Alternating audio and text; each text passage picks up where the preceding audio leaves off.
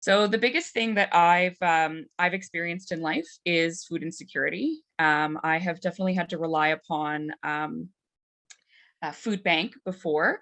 It's not unfamiliar to me. You're always limited in what you have access to with something like food bank, and then on top of it, with today's society where we're at financially speaking, we're not always able to afford um, the most food, and it is difficult to survive off of uh, how much it costs to feed yourself and feed your family. But we're going to start off strong with a little bit of food trivia.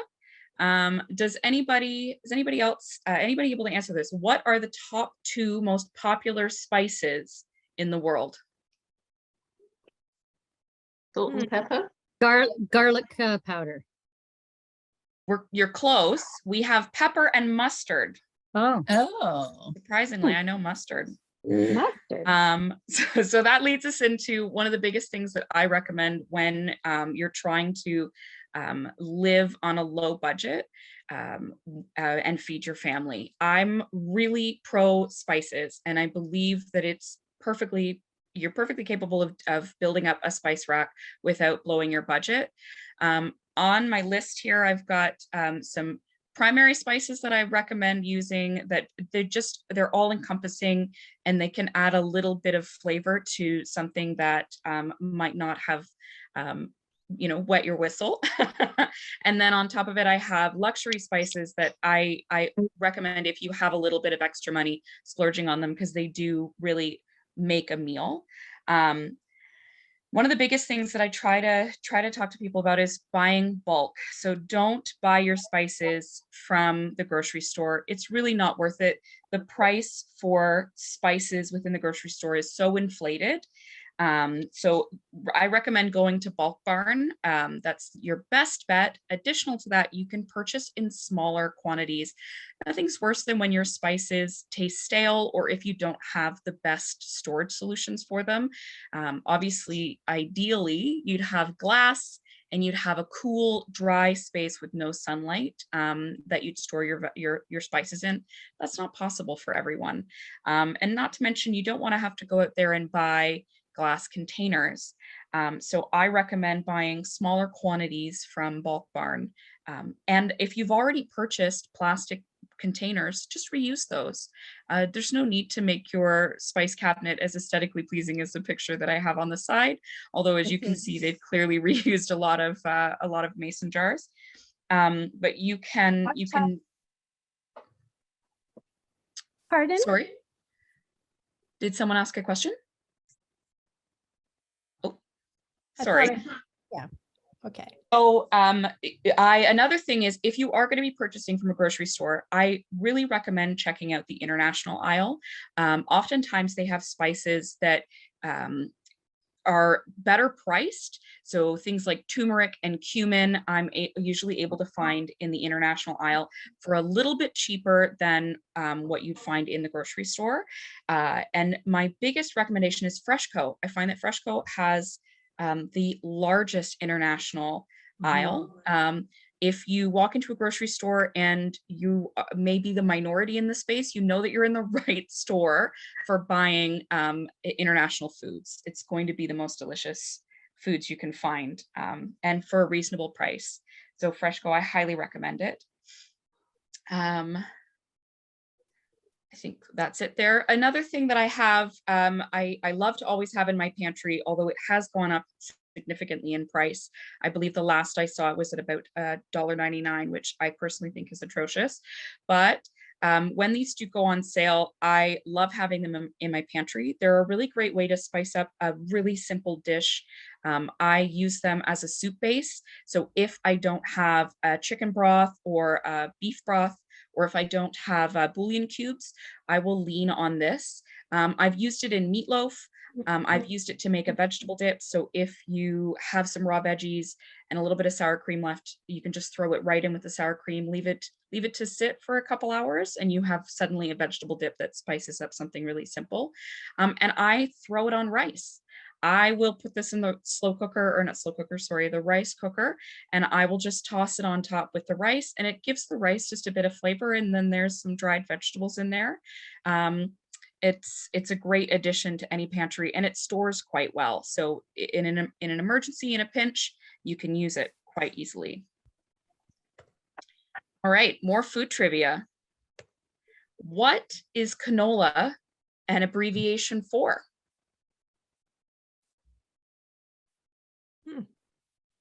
Canadian oil. That's correct, Canadian oil. Oh, So if you haven't guessed, we're now going to be talking about oil. I've just listed 3 oils. There are lots of different types of oil. And I do keep 2 types of oil in my pantry at all times. That's not always the most logical solution for everyone. So I did want to give you guys a bit of an outline of the types of oils that I have listed here, so you can make your best decision on how you'll use them and how you cook with them. So vegetable oil and olive oil, they come from 2 different sources. Vegetable oil is made from plant sources like seeds and nuts, whereas olive oil is made from olives. Vegetable oil has a higher smoke point, and olive oil, than olive oil. So it's better to use when cooking at high temperatures. So if you're cooking anything where you're going to be frying it, I like to make tempura out of vegetables. It helps to just kind of, make the vegetables a little different. And at that point, I would be using a vegetable oil or a canola oil to cook those in. So that's just to fry them. Whereas an olive oil, I would be using for most other things. I like to use it for vegetables. I like to use olive oil for cooking meats. So like a chicken, or if I want to sear my beef before I put it in a slow cooker, I will use olive oil. I also use it for my eggs in the morning. I use that instead of butter. So using olive oil when you want a flavor in your dish, and moderate heat. So you don't want to be boiling that or having it at max. And then choose a vegetable oil when you want a cleaner flavor for a high heat. Does anyone have any questions about the differences between the oils? Katie? Sorry? Katie, Cindy Ann, would you recommend buying them in bulk, as I've seen at Food Basics, some large, I don't know, or not? So I do a lot of baking, which means that I use a vegetable oil in bulk. Whereas with olive oil, I like to buy smaller amounts of it. Not that it doesn't last as long, but I find that sometimes it's not on sale as often. So I'll end up purchasing a smaller quantity of olive oil just for price sake. Thanks. All right. So I hope that gives you a bit more of an understanding for the different types of oils, so that way you're not going out there and buying too much. On that note, I do have some luxury items here that I highly recommend, and I'm happy to go through a few of them and just discuss how I've cooked with them in the past. So surprisingly enough, soy sauce, and I will butcher this, Worcestershire. I know I've said it wrong. I say it wrong every time. I'm so sorry. I use both of these to cook often. I use them together, and I'll usually put them in with spaghetti sauce. I use it in stir fries. I will put it in a chili, and it's just a light seasoning. It's not a lot. I don't use measuring cups very often, or measuring spoons. So I just lightly circle that, and it gives it a little bit more flavor. I make sure to use a dark soy sauce. Most people don't really know the difference between dark and light. A dark has less sodium. It seems deceptive. So the lighter one is more of a richer flavor, and it usually has a higher sodium content. If it is a soy sauce that specifically will have been westernized in its label, and it will say light sodium, then that obviously means that it's technically a dark soy sauce, if that makes any sense. I do use Tabasco a lot. I use that to spice up a lot of blander things. Specifically, if I need to purchase a canned soup, if I have that in my pantry and I have run out of food, I will use Tabasco sauce to spice it up if I'm desperate. Parmesan cheese is fantastic. I will get into how I can cook with that easily while making a bit more of a meal, but that will just be in a moment. But Parmesan cheese, I'll use that again. It makes a huge difference on seasoning with vegetables. So I will put that on frozen vegetables to help hide that frozen vegetable taste that we all are aware of. And then on top of it, it's great to just put on pastas. Minced garlic and minced ginger, I use them also regularly. I will put them with my soy sauce and Worcestershire sauce combo. I'll put them in stir fries. I put them in chilies, stews. I use them in rubs. I make everything. I use those two ingredients together a lot. And apple cider vinegar, I use that also to make salad dressing, which I'm going to talk about. There's I have lots. a quick question about the minced garlic and minced ginger. I'm assuming you suggest we buy the raw garlic and raw ginger and not the already minced in the jars. So the reason why I purchase in the jars is Oh, you because do. That's what I wondered. I do, but I use it quite quickly. I've also been able to find it on sale. I also find that sometimes grating the ginger can take up valuable time that I don't want to spend, but I highly recommend buying fresh ingredients if you're able to. I do know that minced garlic is it's quite expensive right now, all things considered, what it was. I've seen it at Loblaws for almost $2 for, 2 to 3 cloves. You can find it much cheaper than buying it in the jar. I do find that it lasts a lot longer. I'm not able to use a full clove of garlic or a full garlic head within the allotted time before it becomes a beautiful plant in my fridge. So that's why I choose to purchase the minced garlic and the minced ginger in the jars. Thanks. Welcome. Katie, Yes, yeah. Dan again, would you I always buy, if I can, the real Parmesan cheese. It depends on the pricing. It used to be that buying the canned shaking Parmesan cheese would be cheaper. It's not anymore. I have been recently buying Parmesan cheese fresh because it's actually cheaper. Yeah.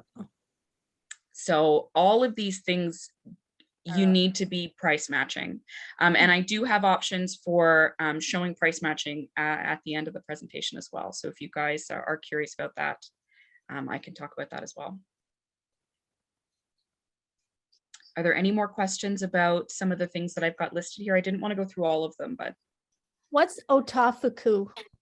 Okay, so I threw that one on here because these are luxury items that I use. I cook a lot of Asian dishes. Otafuku is just a sauce, and it's a sauce that I rely upon a lot for a dip or for seasoning. I do make okonomiyaki, which I did put in the last presentation, the last time I did this one, but I took it out just to kind of give a bit of option. But I make okonomiyaki, which is essentially just like a pancake, but it's savory, and the otofuku is most commonly used on that, but I will use it in anything. I put it on the side with udon noodles. I have it for to dip cooked veggies in. I personally love it. It's a really sweet sauce. It's Donna. Where do you find it in Kingston? I've never heard of it. Yeah, you can find it. That's okay. You can find it at the Asian grocery store that is on Princess Street. There's one that also just opened up near Lululemon. Yep. And I've found it in there. I also there's also a mayonnaise, a Japanese mayonnaise that you can find there that I use with the otafuku sauce that goes on okonomiyaki pancakes. And then there's another Asian grocery store that is further up Princess, and it's located in the basement of one of the buildings, close to the Shoppers There's a Drug Mart on the Shoppers, corner. yeah. Yeah, on Division and Princess.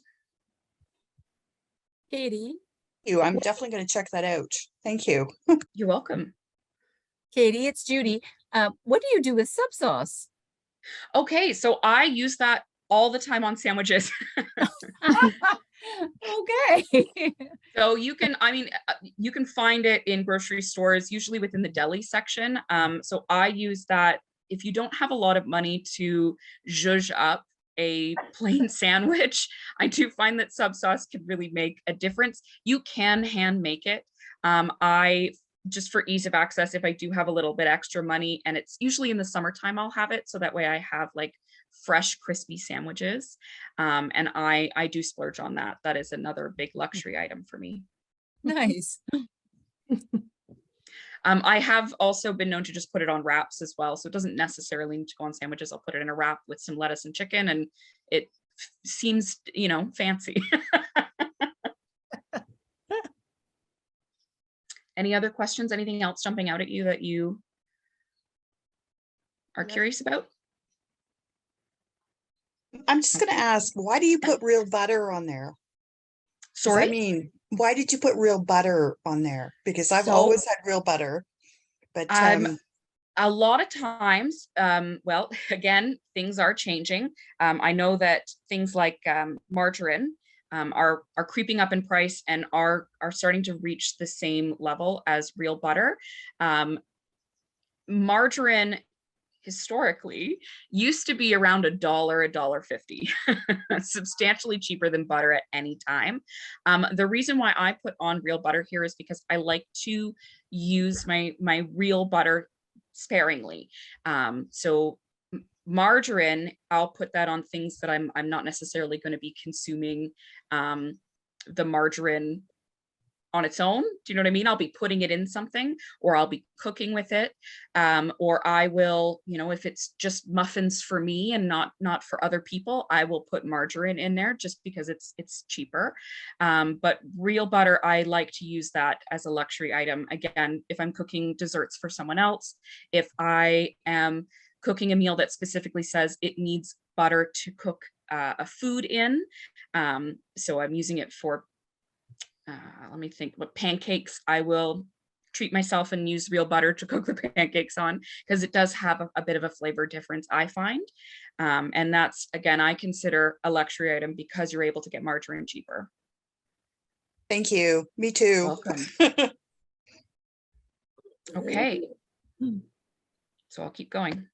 So we're going to take a detour. I know it doesn't seem like we have detoured at all. We're detouring some more. So I wanted to just bring up the point that there are lots of options for free things. That actually includes food. But my next big segment that I'm going to be talking about is equipment in the kitchen. So these are just two options. Now they're obviously regionally specific. So if you live, they show you a map. So if you get confused, you're able to join their groups through their region.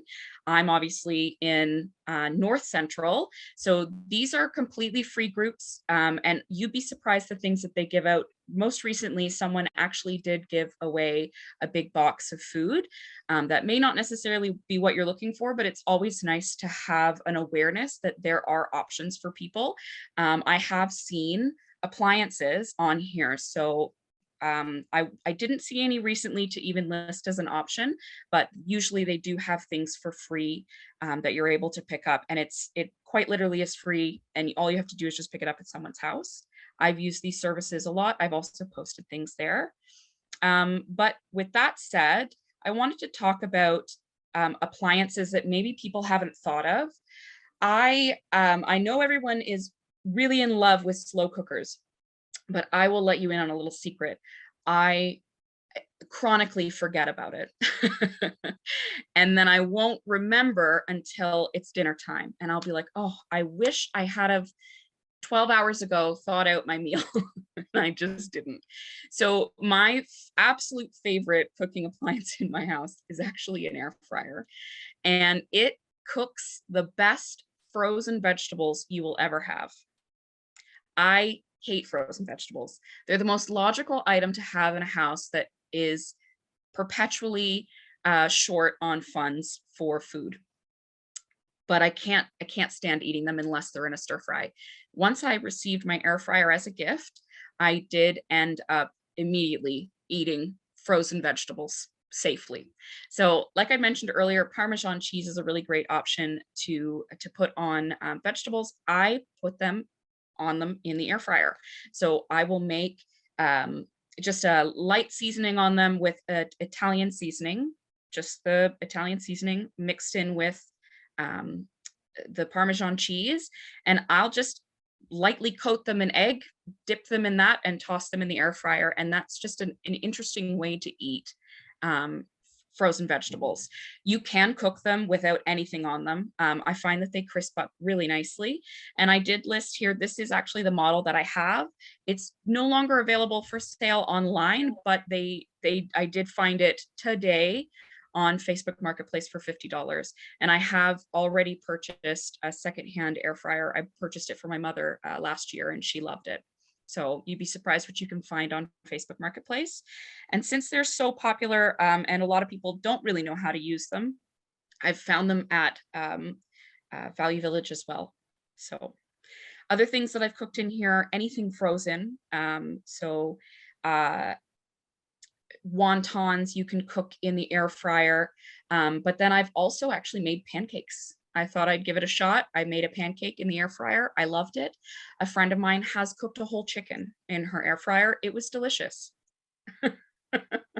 So there's lots of options and they've got lots of recipes online for you to get creative. The next big one, is a rice cooker. I actually use my rice cooker a lot. This is the exact rice cooker that I have. And I did find it on Facebook Marketplace new for $20. But you can find these. I've found them online anywhere from $27 on Amazon all the way up to, $40 at Canadian Tire. This one I love because it does have a steamer as well. So if you do have fresh vegetables, I like to be able to cook my rice and my fresh vegetables on top. And that also gives flavor to the rice. I highly recommend giving it a try. If you don't already have a rice cooker, I'm going to show you different ways to cook with it. So that way it's a little more of a versatile tool than just simply plain rice. So why don't we talk about quickly the difference between a slow cooker versus a rice cooker, because technically you can get a rice cooker to do something similar to what a slow cooker does, because everybody loves them and everyone's aware how to use a slow cooker. I wanted to just introduce you to the rice cooker. So the slow cooker cooks low heat evenly over a really long period of time. Any meal can be 8 hours, 3 hours, as low as 3 hours, and it often has multiple settings, whereas a rice cooker, it has a higher, faster heat, and it can be left on, cooking quickly and then pop off to an automatic warm setting, which I personally use more often. Again, I'd mentioned that you can steam your vegetables in there with just a little bit of water if it has a steaming tray.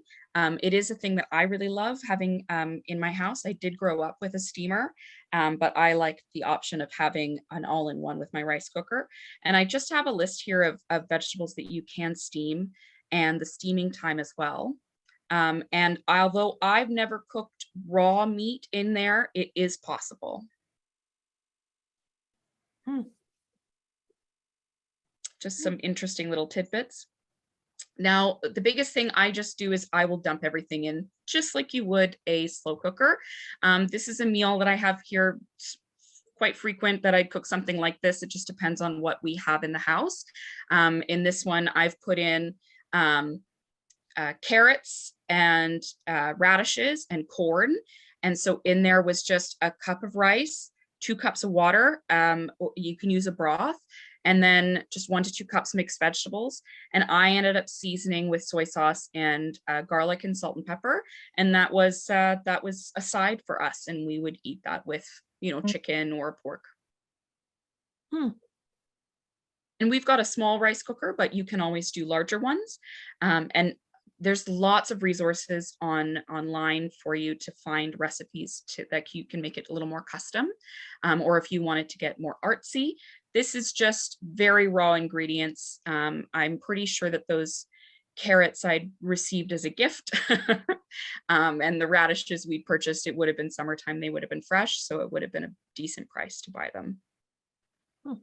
So Interesting.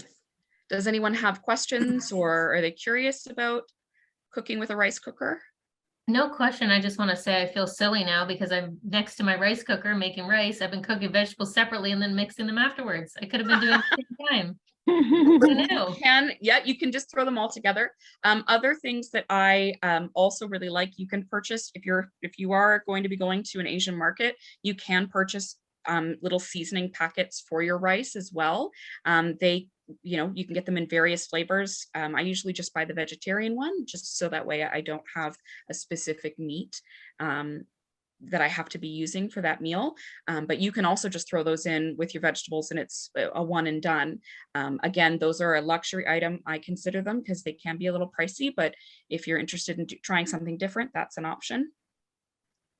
Katie, I never would have thought of radishes. I love radishes, but I never would have thought of cooking them in with the rice, but I bet it's really delicious. Yeah, well, because you take a lot of the sharpness out of them once you cook a radish, so they become a much more versatile vegetable once they're cooked.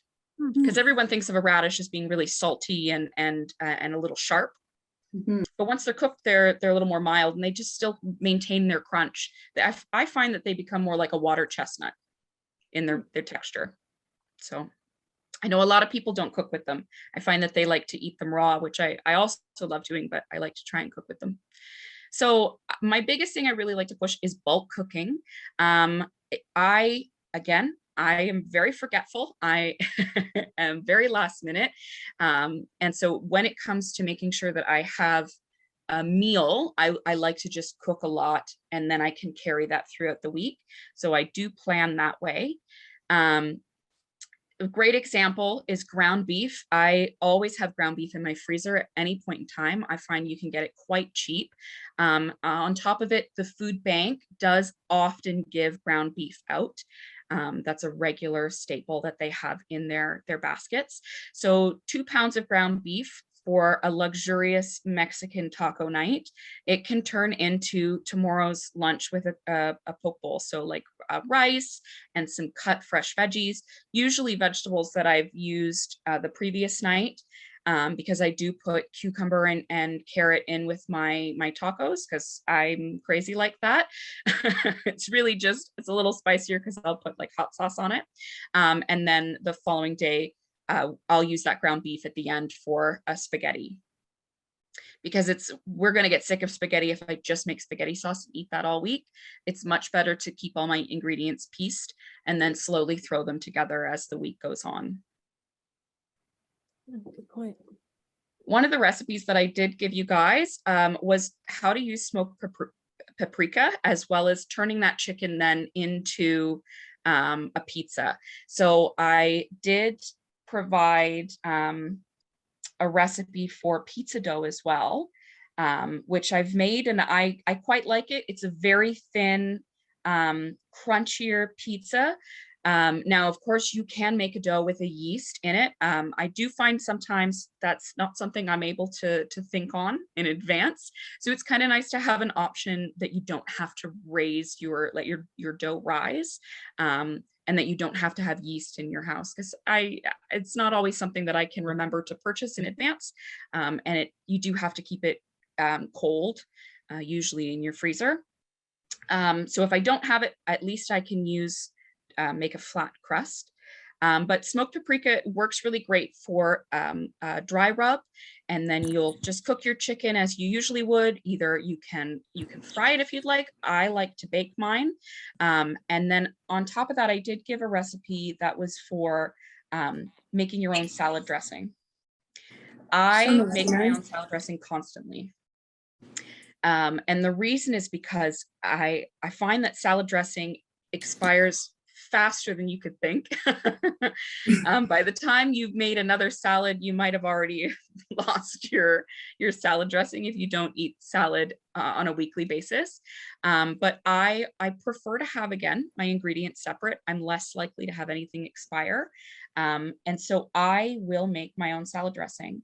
And it just consists of an olive oil. I use Italian seasoning or salt and pepper if I want to just keep it really plain, if I like the flavor of the ingredients that I've got. And then a vinegar. So I love to use either a white or a red, but those can be really pricey. You can just use a plain white vinegar. And then you need a sugar in there to kind of cut out that vinegar, that acidity. And so you can use honey. You can use regular sugar, you can use brown sugar. Those are options. Maple syrup also is a great option to be able to just put a little bit of it in your dressing. And then if you wanted to, you're also welcome to put a Dijon mustard in there. That can change the flavor. Instead of doing an Italian seasoning, Dijon mustard is really good. Or just a plain mustard or mustard powder. Those are options. It's so easy to make your own salad dressing. And I'll usually just have a glass bottle that I purchased at the dollar store, and I'll fill up a little bit of it, and that will last me a couple weeks in the fridge. You just shake it every time you go to use it. Yeah. Does anyone have questions about that? I'm going to say something. I Yeah. didn't take anything for dinner and I'm getting hungry. I know it's food. And so I resorted to a tart as my dinner. My daughter's offering me a sandwich now. So very nice of you. I'm so sorry for making everyone hungry at dinner time. So hungry. Just got off work. So hungry. Critical I was feedback. just gonna share. It's Donna. My indulgence is I'm gonna look at your recipe for pizza dough. Absolutely. I'm gonna give it a try. But my indulgence is going to Pasta Geneva on Wellington Street, and they sell this package of pizza dough, and it's like, I don't know, it's like maybe it's gone up to $2. It was $1.90, and they're nice people. So that's my indulgence of pizza on a Friday night. I just wanted to share that. A friend of mine actually just made me that pizza dough. She took a course on how to make it, and it genuinely was the most delicious pizza dough. So I don't disagree with you. I unfortunately did not get that recipe from her. Otherwise, I would love to share it with you. I'm always happy to send it to Linda Ann later once I do get it from her. But it was, you're right, it was really good. Oh, yeah, that would be nice if you'd send it. Yeah, of course. I'll push her again for that recipe. I'm sure she wants to withhold it from me. So, but I highly recommend trying this one. I mean, it's good in a pinch. It's really quite simple and basic. And again, there's no yeast in it, so there's no rising. You can make it in about 15 minutes, which is great. Okay. So I'm really big again on, yesterday's dinner is today inspiration. We've got lots of different recipes here. I've tried all of them. I love making, sorry. Oh, maybe there's an echo. I love making things like frittatas because I love to be able to reuse all of the ingredients that I have. So in a frittata, you can literally just throw veggies in it, or you can throw potatoes in it. You could throw meat in it. Everything just goes into the frittata. Rotisserie chickens work really great for things like chicken parmesan. Just today, my husband had a rotisserie chicken. We made a chicken sandwich. We're going to be using that again to throw it on top of tomorrow's lunch, or putting it into something, serving it on the side with leftover rice. I have definitely used leftover muffins when I purchased them, and I've realized that they've gone a little stale. I've made them as overnight baked French toast. It's delicious. You just throw in a lot of your stale breads and you soak it overnight in eggs. It can get a little pricey depending on how much you have. I've only ever done small portions of it, just for like a single serving or two serving for two. And that you know, cuts the cost of eggs, but it is an option for sure to be able to use up day-old bread or stale bread. So, does anyone have any questions? That I'll stale just bread mention idea. that we'll, Yeah. sorry, I was just going to mention that we are going to send out the recipes. We didn't send them yet, but we will send all your recipes after the workshop. It'll be in the Fantastic. workshop email for sure. Yeah. Amazing. Katie, it's Uh, Linda. I have a question. Yeah. Going back to the rice cooker, I don't have a rice cooker and I obviously need to get one because I can't cook rice. It's just, I just don't, I don't think I like it enough to really persevere. But when you put vegetables, like frozen vegetables in with rice, how do they not overcook the vegetables and that, like, how does that work? There's a timer. So when you set your rice cooker, it just cooks it exactly the right amount of time for rice. And I've never had an experience. I don't cook a lot of broccoli, frozen broccoli, I will admit. So they're usually like carrots or they're frozen. And they don't turn to carrots. mush.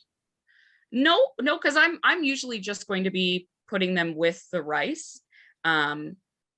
It's just mostly meant for steaming.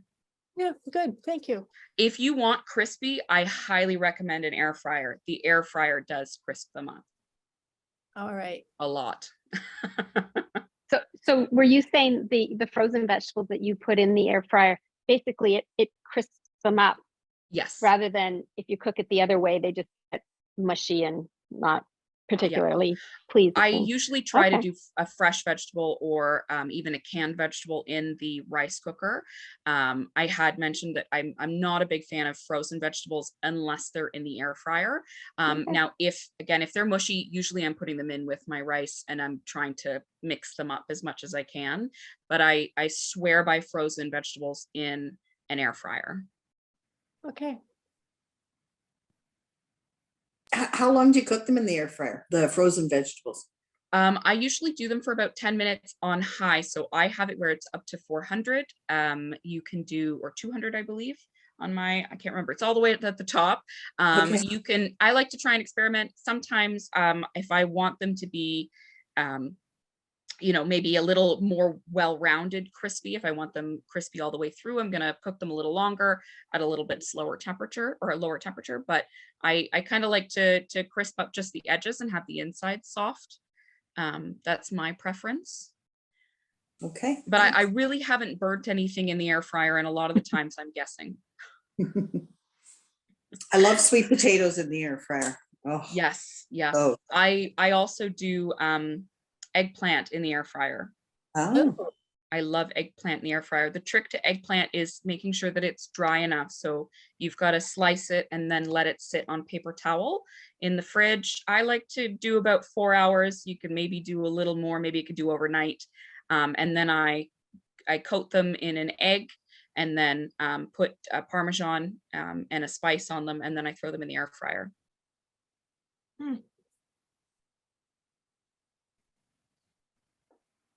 Now, I did promise that I'd talk quickly about some online things. This is just a little bit of an extra bonus.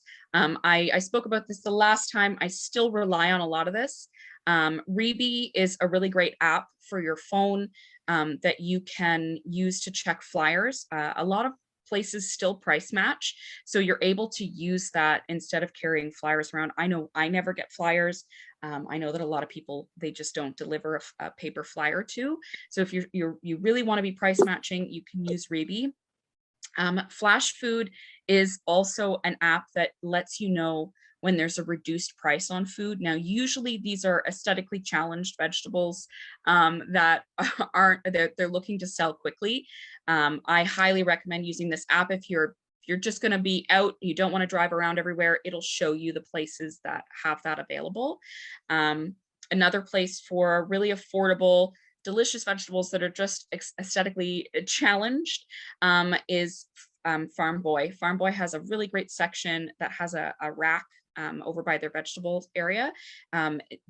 Often it's just packed full of vegetables that have, they're either on their way out or they just look a little too rough for them to display. And you're still getting really good quality vegetables that last longer, but that's also an option. Honey is great. They don't always have,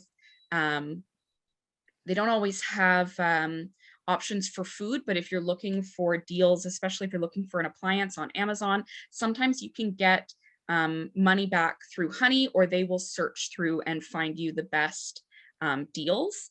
And they'll give you coupon options as well. I know that I've used this when I'm purchasing clothing online, or if you're going through your Amazon cart. And if you have it on your computer, it'll just pop up and let you know that it's available. And then on another app that I recommend is your PC Optimum. It also has points and flyers, and it does let you know when there's sales. And you can even save coupons. I think you can save like up to 5 or 6 coupons, maybe less, week to week. So if you see a coupon that you don't necessarily need right now, but you think you're going to use next week, you can save them. And then another great website resource is the Canadian Savings Group. I have found lots of coupons on there that I've used specifically for, dish soap or laundry detergent, which although isn't edible, it does really impact your groceries for sure. And then I've also found things for cat litter and dog food and cat food. You can find coupons there, really odd and unique ones, but sometimes it might benefit you just to have a quick browse. If you're going shopping, you may be interested in using some of those coupons. So I hope that helps. That's Question for you. You brought up that's honey. everything. You're talking about the actual food honey. How do you keep honey from not crystallizing? How Oh, do you sorry. keep it from crystallizing? How do you keep honey from crystallizing? Do you know? So honey, if you wanted to, if your honey has crystallized, you can just heat it. Yeah, we've done that many times. And It just seems we're just not consuming it fast enough. Okay. Other than heating it, I'm not quite sure if there's any other techniques to preventing it from crystallizing.